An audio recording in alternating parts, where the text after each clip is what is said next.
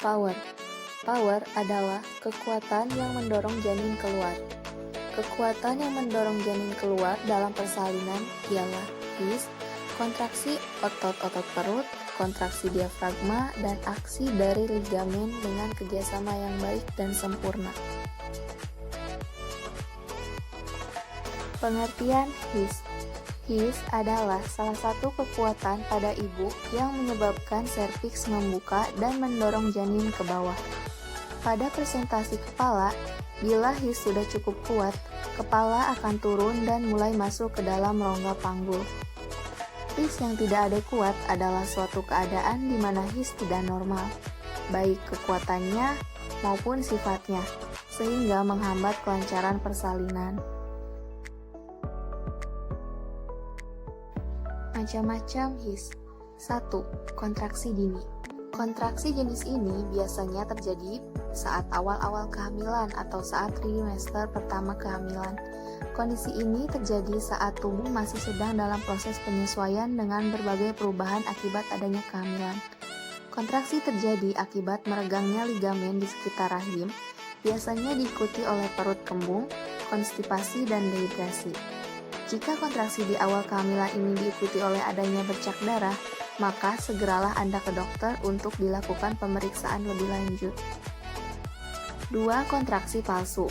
Jenis kontraksi ini bisa disebut dengan istilah Braxton Hicks. Biasanya terjadi saat kehamilan memasuki usia 32-34 minggu. Waktunya tidak bisa ditentukan, namun biasanya setiap 30 menit sekali dengan lama kontraksi sekitar 30 detik. Rasanya seperti nyeri saat kram haid.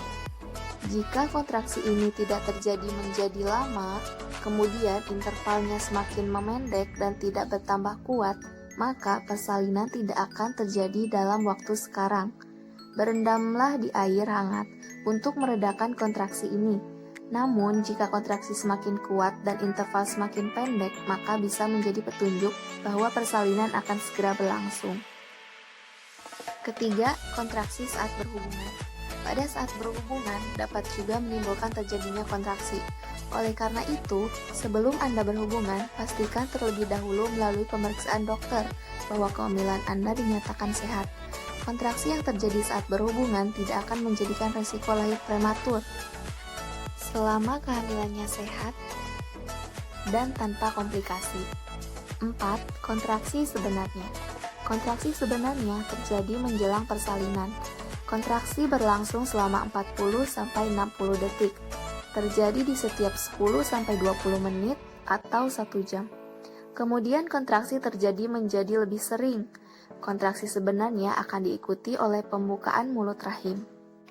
Keluar cairan atau lendir yang bercampur darah yang berwarna kecoklatan yang merupakan sebagai sumbatan lendir atau mukus pada leher rahim. Perubahan akibat his. 1. Perubahan uterus dan serviks. Uterus teraba keras atau padat karena kontraksi. Tekanan hidrostatis air ketuban dan tekanan intrauterin naik dan menyebabkan serviks menjadi mendatar dan terbuka. Kedua, pada ibu. Rasa nyeri karena iskemia rahim dan kontraksi rahim, juga ada kenaikan nadi dan tekanan darah. Ketiga, pada janin. Pertukaran oksigen pada sirkulasi utero, plasenta kurang, maka timbul hipoksia janin. Denyut jantung janin melambat dan kurang jelas didengar karena adanya iskemia fisiologis. Kalau betul-betul terjadi hipoksia yang agak lama, misalnya pada kontraksi tetanik, maka terjadi gawat janin asfiksia dengan denyut jantung janin di atas 160 per menit atau tidak teratur. Penyebab terjadinya his. 1. Kerja hormon oksitosin. 2. Regangan dinding uterus oleh isi konsepsi. 3. Rangsangan terhadap plexus saraf Frankenhauser yang tertekan pada masa konsepsi. Hal yang harus diperhatikan dari his. 1. Frekuensi his adalah jumlah dalam waktu tertentu, biasanya per menit atau per 10 menit. 2. Intensitas his adalah kekuatan his, adekuat atau lemah. ketiga, durasi atau lamanya his adalah lamanya setiap his berlangsung dan ditentukan dengan detik, misalnya 50 detik. 4. Interval his adalah jarak antara his satu dengan his berikutnya, misalnya datang tiap 2-3 menit. 5. Datangnya his, apakah sering, teratur, atau tidak. Selain his, tenaga mengejan juga merupakan bagian dari power. Setelah pembukaan lengkap dan setelah ketuban pecah, tenaga yang mendorong anak keluar selain his terutama disebabkan oleh kontraksi otot-otot dinding perut yang mengakibatkan peningkatan tekanan intraabdominal. Tenaga ini serupa dengan tenaga mengejan waktu kita buang air besar, tapi jauh lebih kuat lagi. Passage atau jalan lahir merupakan jalan lahir yang harus dilewati oleh janin yang terdiri dari rongga panggul, dasar panggul, serviks, dan vagina. Syarat agar janin dan plasenta dapat melalui jalan lahir tanpa adanya rintangan, maka jalan lahir tersebut harus normal. Jalan lahir terdiri atas bagian keras dan bagian lunak. Di bagian keras ada tulang-tulang panggul atau rangka panggul, sedangkan di bagian lunak ada otot-otot, jaringan, dan ligamen-ligamen. Bagian keras dibentuk oleh 4 buah tulang, yaitu 2 tulang pangkal paha yang terdiri dari os ilium, os ischium, dan os pubis. Kemudian 1 tulang kelangkang dan 1 tulang tungging. Ada 3 bagian bidang panggul yang berkaitan dengan persalinan. Yang pertama, pintu atas panggul atau PAP. Yang kedua, pintu tengah panggul atau PTP. Dan yang ketiga, pintu bawah panggul atau PBP. Pintu atas panggul berbatasan dengan promontorium, 2 sayap osakrum, linea terminalis kiri kanan, dan pinggir atas simfisis pubis.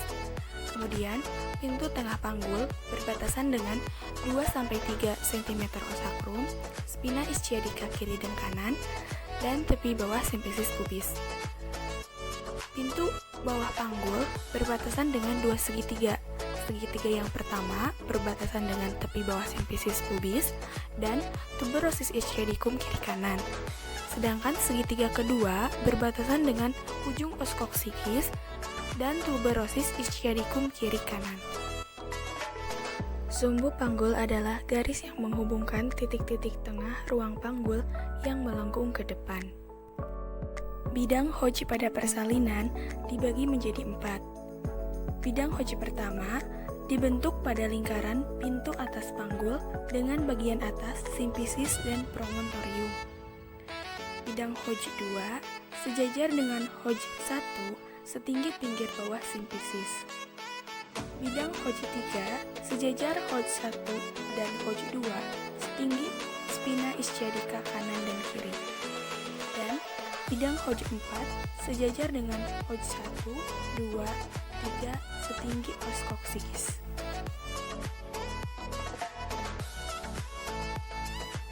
Berdasarkan pada ciri-ciri bentuk pintu atas panggul, ada 4 bentuk pokok jenis panggul.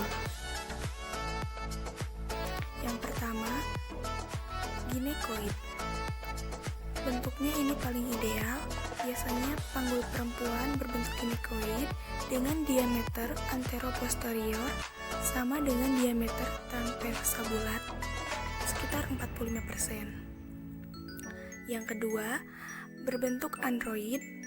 Biasanya pada panggul pria, pintu atas panggul berbentuk segitiga dengan diameter transversa dekat dengan sakrum. Segitiga sekitar 15%. Yang ketiga ada antropoid, bentuknya agak lonjong seperti telur dengan diameter anteroposterior lebih besar daripada diameter transversa. Dan yang terakhir keempat, platypeloid, bentuknya picak dengan diameter transversal lebih besar daripada diameter anteroposteriornya, menyempit ke arah muka belakang sekitar 5%.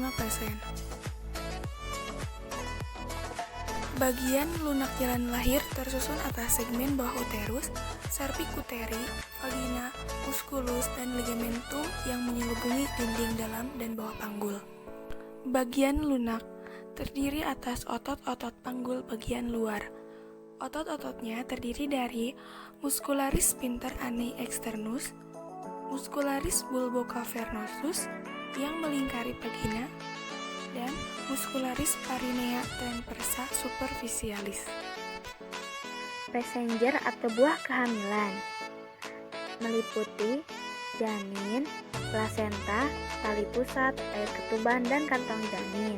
Yang harus dinilai adalah satu, letak, presentasi, posisi, dan sikap janin. Kemudian yang kedua, taksiran berat badan janin disebut dengan makrosomia bila berat badan janin lebih dari 4.000 gram. Yang ketiga, kelainan buah kehamilan yang lain, misalnya adanya plasenta previa atau kel kongenital janin atau fetus.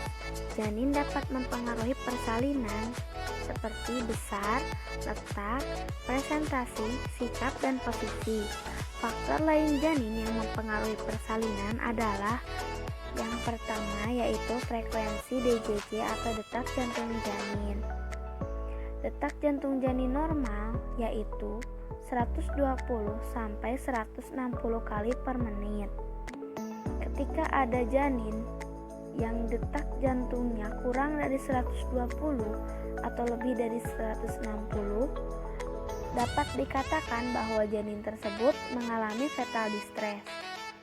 Yang kedua, lokasi inersi plasenta, yaitu ketika plasenta di bawah rahim, atau dikatakan dengan plasenta previa atau plasenta menutupi jalan lahir. Yang ketiga, tali pusat. Contohnya seperti prolapsus funiculi dan lain-lain. Prolapsus funiculi yaitu keluarnya tali pusat dari uterus, yaitu ini terjadi ketika ibu mengalami ketuban pecah. Letak, presentasi, posisi, dan sikap janin. Yang pertama yaitu letak janin. Letak yaitu hubungan antara punggung janin dan punggung ibu, yaitu yang pertama memanjang kepala atau sakrum. Yang kedua melintang, yaitu pada bahu. Yang kedua, sikap janin. Sikap yaitu hubungan bagian tubuh janin yang satu dengan bagian yang lainnya, merupakan pola pertumbuhan janin dan penyesuaian janin terhadap bentuk rongga rahim. Pada sikap normal, punggung fleksi, kepala fleksi ke arah dada, paha fleksi ke arah sendi lutut, tangan disilang ke depan toraks, dan tali pusat terletak antara lengan dan tungkai. Posisi pada janin, hubungan antara bagian tertentu fetus seperti ubun-ubun kecil, dagu, mulut, sakrum, punggung, dengan bagian kiri, kanan, depan, belakang, atau lintang terhadap jalan lahir. Ubun-ubun kecil atau belakang kepala bentuk segitiga, ubun-ubun besar, depan kepala atau dahi bentuk segi empat atau wajik. Ukuran-ukuran kepala janin. Yang pertama yaitu diameter.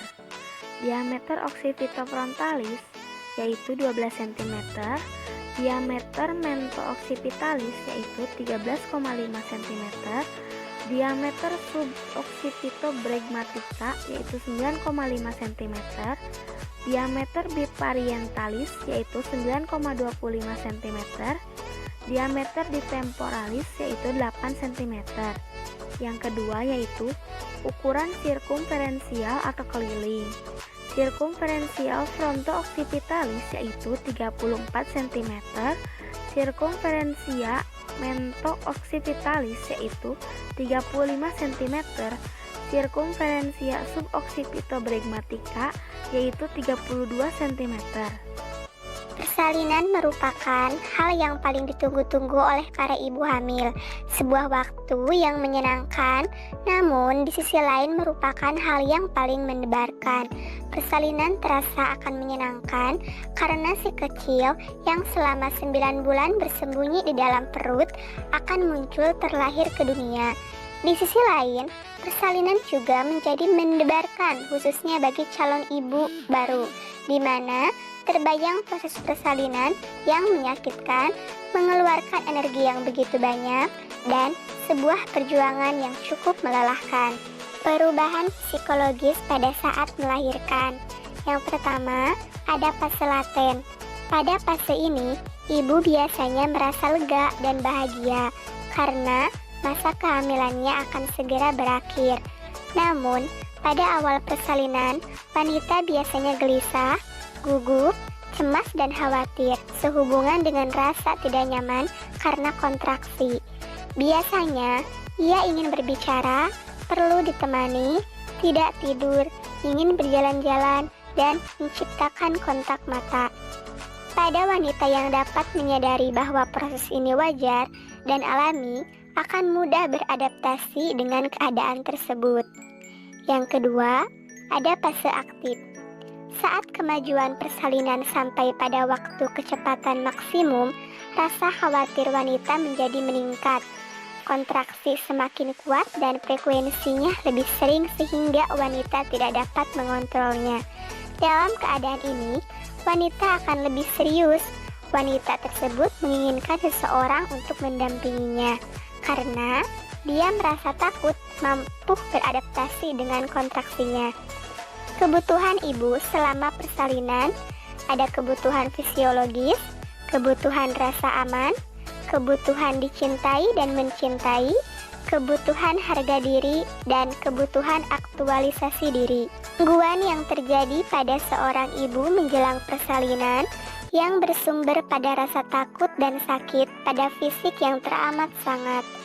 Perubahan psikologis selama persalinan perlu diketahui oleh penolong persalinan dalam melaksanakan tugasnya sebagai pendamping atau penolong persalinan. Perubahan psikologis pada kala 1, perasaan tidak enak, takut dan ragu-ragu akan persalinan yang dihadapi.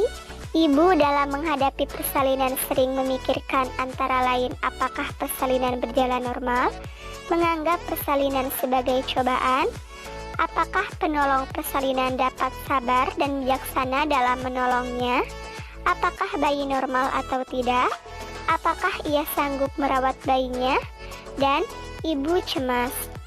Penyebab terjadinya gangguan psikologis pada ibu yang baru melahirkan. Yang pertama, kurangnya persiapan mental. Yang dimaksud di sini adalah kondisi psikis atau mental yang kurang dalam menghadapi berbagai kemungkinan seputar peran ganda merawat bayi, pasangan, dan diri sendiri, terutama hal-hal baru dan luar biasa yang bakal dialami setelah melahirkan. Yang kedua, gangguan bonding attachment. Pengertian bonding attachment atau keterikatan awal adalah suatu proses di mana sebagai hasil dari interaksi terus-menerus antara bayi dan orang tua yang bersifat saling mencintai, memberikan keduanya pemenuhan emosional dan saling membutuhkan. Tugas penting atau yang paling utama dari seorang wanita dalam proses kelahiran bayinya, khusus pada periode permulaan atau periode mulai melebarnya saluran vagina dan ujung uterus, ialah yang pertama, sepenuhnya patuh mengikuti kekuatan-kekuatan naluriah dari dalam, memberikan partisipasi sepenuhnya, dengan kesabaran, sanggup menderita segala kesakitan. Akibat banyak ketegangan batin dan rasa cemas atau ketakutan yang berlebihan, atau disertai kecenderungan yang sangat kuat untuk bertingkah superaktif dan mau mengatur sendiri proses persalinan, yaitu yang pertama, proses kelahiran bayi bisa menyimpang dari pola normal dan spontan, dan yang kedua, prosesnya akan sangat terganggu, merupakan kelahiran yang abnormal. Situasi pada periode kedua berlangsung agak berbeda. Sekarang wanita harus bekerja keras, menahan kesakitan yang semakin hebat, dan tekanan-tekanan dalam perut harus disertai usaha merejan secara sungguh-sungguh. Semua ini dibarengi dengan kontraksi dari dalam, diperkuat oleh kemauan sendiri dan dirangsang oleh dorongan serta sugesti dari luar, yaitu dari bidan, dokter, dan lain-lain. Maka segenap daya psikis dan fisik wanita benar-benar dikonsentrasikan pada pengabdian diri untuk melenggangkan generasi manusia dengan jalan melahirkan bayinya. Cara mengatasi masalah psikologis pada saat persalinan. Yang pertama, kegiatan konseling pada ibu melahirkan. Yang kedua, metode relaksasi hypnobirthing. Yang ketiga, menggunakan media air guna mengurangi rasa sakit, seperti metode waterbirth. Contoh-contoh konseling yaitu menjalin hubungan yang mengenakan atau rapport dengan klien, menerima klien apa adanya, dan memberikan dukungan yang positif, selalu mendengarkan dan memperhatikan keluhan klien. Sentuhan bidan terhadap klien akan memberikan rasa nyaman dan dapat membantu relaksasi, memandu persalinan, dan memberikan pujian kepada klien atas usaha yang telah dilakukannya. Faktor-faktor yang mempengaruhi persalinan. Yang pertama, power atau tenaga sebagai penipisan serviks, pembukaan serviks, dan mendorong janin melewati jalan lahir, di mana ini terjadi pada kala satu pembukaan. Yang kedua, mengedeng, yaitu mendorong janin keluar dari uterus, dan ini adalah kala 2. Kontraksi uterus dimulai di daerah tuba dan ligamen rotundum dan menjalar ke seluruh uterus. Kontraksi ini disebut his atau pundal dominan. Yang kedua, passenger atau buah kehamilan. Ini mencakup janin, plasenta, tali pusat, air ketuban, dan kantong janin. Yang harus dinilai adalah letak presentasi, posisi, sikat janin, tafsiran BB janin, disebut juga dengan makrosomia bila BB janin lebih dari 4.000 kg.